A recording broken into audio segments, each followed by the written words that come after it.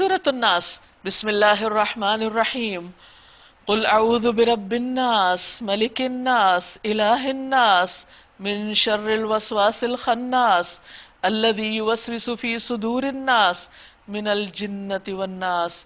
کہیے میں پناہ مانگتا ہوں انسانوں کے رب، انسانوں کے بادشاہ، انسانوں کے حقیقی معبود کی اس وسوسہ ڈالنے والے کے شر سے جو بار بار پلٹ کر آتا ہے، جو لوگوں کے دلوں میں وسوسے ڈالتا ہے، خواہ وہ جنوں میں سے ہو یا انسانوں میں سے۔ کچھ شر نظر آتے ہیں، کچھ شر نظر نہیں آتے۔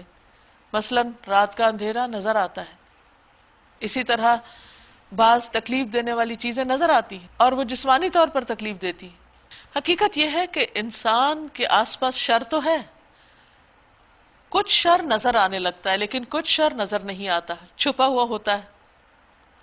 نظر آنے والی چیزوں سے بچنا آسان ہوتا ہے، لیکن جو چیزیں نظر نہیں آتی ان سے انسان غافل ہو جاتا ہے۔ اللہ سبحانہ وتعالیٰ نے ہمارے فائدے کے لیے ہمیں کھلے اور چھپے دونوں طرح کے شر سے ہوشیار بھی کر دیا اور ان سے بچنے کے لیے طریقہ بھی سکھا دیا۔ پچھلی صورت میں رات کے اندھیرے کے شر سے اور حاسد کے شر سے خاص طور پر اور جادوگروں کے شر سے بچنے کی دعا سکھائی گئی، اور یہاں پر اللہ رب العزت کی مختلف صفات کا ذکر کر کے رب الناس، ملک الناس، الہ الناس، ایک بہت بڑے دشمن کے شر سے بچنے کی بات کی گئی، وہ دعا سکھائی گئی۔ کون ہے وہ دشمن؟ الوسواس، جو سب سے زیادہ وسوسے ڈالتا ہے، شیطان مردود۔ الخناس، باز نہیں آتا، بار بار پلٹ کے آتا ہے جب تک انسان کو بھٹکا نہ لے، لیکن مومن اپنے شیطان کو تھکا دیتا ہے، وہ بھی اس کے کنٹرول میں نہیں آتا کیونکہ وہ اپنے آپ کو اللہ کی پناہ میں دے دیتا ہے۔ یہ شیطان کیا کرتا ہے؟ انسان کے دل میں وسوسہ ڈالتا ہے، کیونکہ دل جو ہے وہ تمام اعضاء کا سردار ہے، جو چیز دل میں ہوگی وہی باقی اعضاء پر آئے گی۔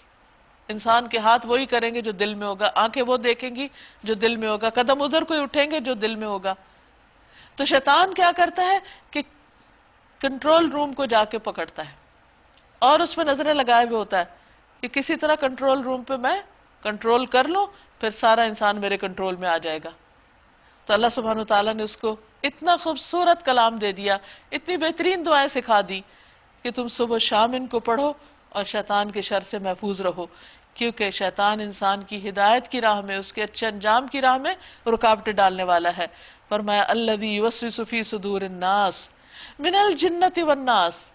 حیرت کی بات ہے کہ یہ شیطان جنوں میں سے بھی اور انسانوں میں سے بھی، یعنی ایک تو وہ کہ جو ہماری آنکھیں نہیں دیکھتی، لیکن دوسری طرف وہ بھی لوگ جو شیطان ہی کے چیلے ہوتے ہیں اور شیطان کے مددگار اور اسی قسم کا کام کر رہے ہوتے ہیں، جن کو ہماری نگاہیں دیکھ تو پاتی ہیں مگر ہماری بصیرت سے ہم نہیں ان کو دیکھ پاتے کہ وہ ہمیں کون سی راہ پہ لگا رہے ہیں۔